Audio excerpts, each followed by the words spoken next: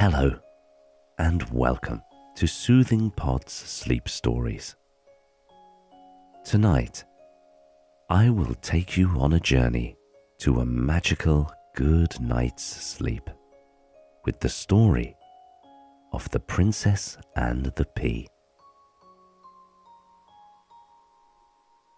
However, before we begin our story, let's take a moment to relax and get settled. Close your eyes and make yourself as comfortable as you can. Feel the warmth of your soft bed and your comfortable pillow. Be aware of everything that's going on around you. Now, slowly take a big, deep breath through your nose. And slowly exhale through your mouth. Breathe in. Breathe out. Gently feel your chest as it gently rises up and down as you breathe.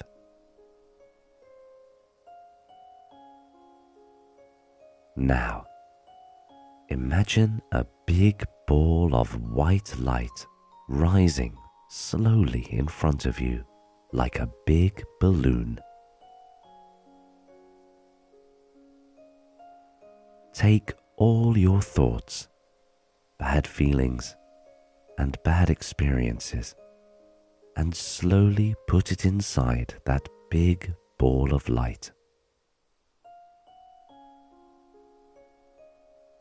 And as you do, the ball of light grows bigger and bigger.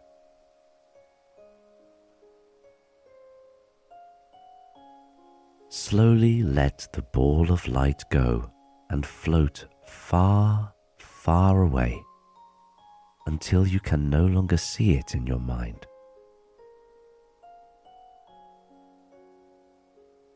Now, all that's left are the good thoughts, good feelings, and good experiences.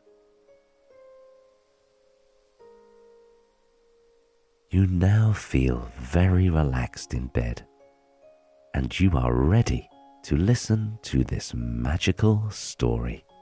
Once upon a time, in a kingdom far away, there lived a kind and handsome prince with hair that was as yellow as the sun and eyes as blue as the deepest ocean. Now, this prince was perfect in every way that you can ever imagine, except for the fact that he was very fussy. He fussed about everything, from the way his clothes had to be folded exactly to a neat rectangle, to the angle his emerald-encrusted crown had to be placed on his head so that it didn't crinkle his perfectly groomed golden hair. He even fussed about how the food that was served to him during mealtimes should be placed on his plate in such a way that it must never touch each other when he ate. Oh, it drove the people around him mad. But they loved the prince so much, or at least they wanted to please him so much, that they overlooked this side of him. No one thought that his fussiness would cause a big problem until the day came that he had to choose a bride. The prince didn't want to marry just any ordinary girl. She had to be a real princess. Alas, the prince couldn't find anybody in his kingdom who was a real princess, so he decided to set off and travel the world to find a real princess for him to marry. To help him, his parents, the king and queen, ordered a large ship with large white sails to be prepared to take him around the world. The ship was loaded with everything the prince would need for his journey around the world. Delicious food, fruits and vegetables, cheeses, as well as barrels of wine. His grooms, squires, and knights also accompanied him on his journey. With the help of his trusted servants, the prince packed 2 big brown leather bags that he needed on his trip. Each bag was filled to the brim with neatly folded clothes that were carefully arranged according to color. 6 pairs of shoes in black, brown, dark blue, red, white, and green, as well as several bags of gold coins and jewels. And so the prince sailed all over the world, hoping that he would meet a real princess that he could marry. He went to a kingdom in the freezing north to meet a beautiful ice maiden whom he'd heard had the voice of an angel. When he went there, the maiden was beautiful indeed, with hair as red as a rose and her skin as white as snow. But when she opened her mouth to sing, her voice sounded like a croaking frog. She certainly was not a real princess. Disappointed, the prince went to the desert kingdom, where he heard that their princess's dancing put the swans to shame.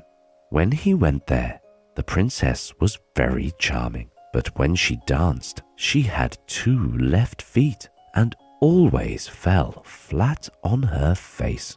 She wasn't very graceful at all, and obviously not a real princess. Not yet discouraged, the prince went on to visit countless other princesses from other kingdoms, but of all of them, none was a real princess. The prince went back home extremely disheartened because he was unable to find a real princess whom he could marry despite all his efforts. The king and the queen consoled him when he got back, but at the same time, they were also very worried that at this rate, their son might never find a real princess to marry. One evening, a terrible storm ravaged the kingdom.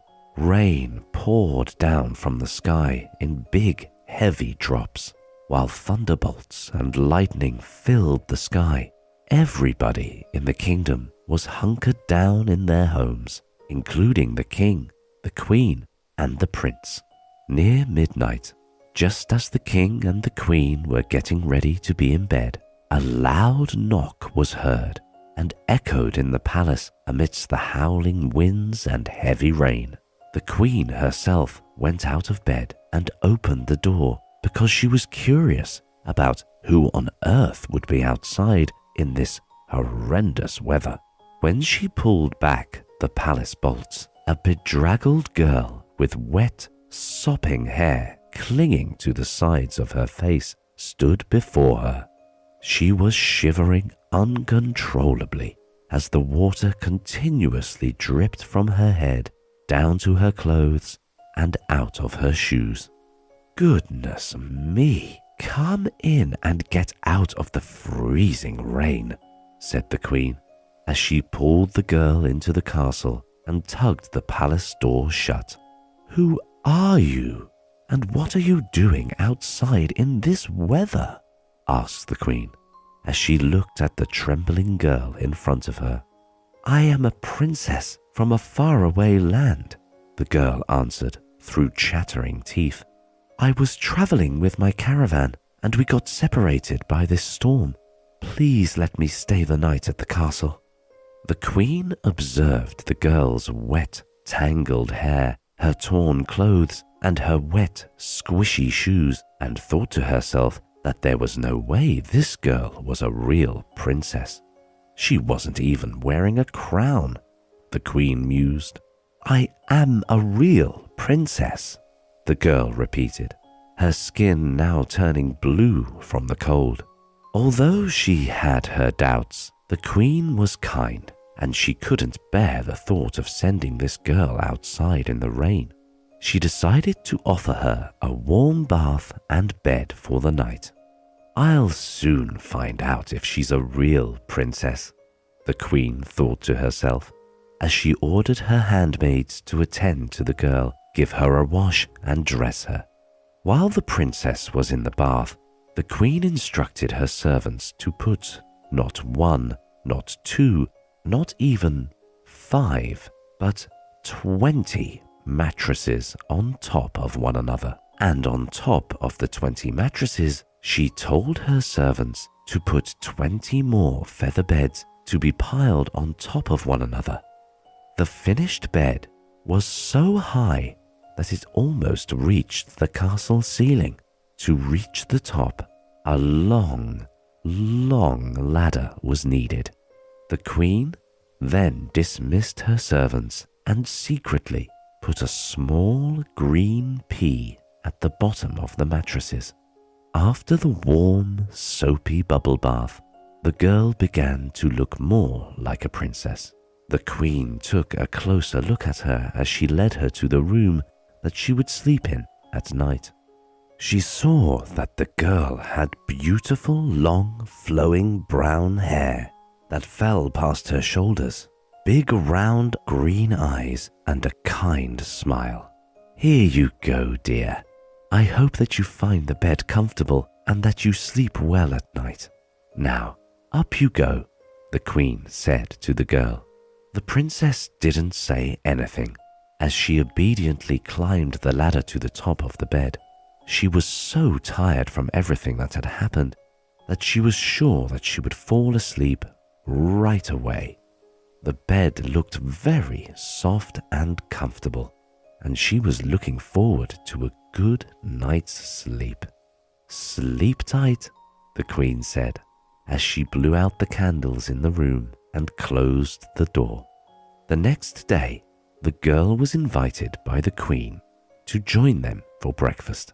The princess appeared at the breakfast table, looking very tired and sleepy.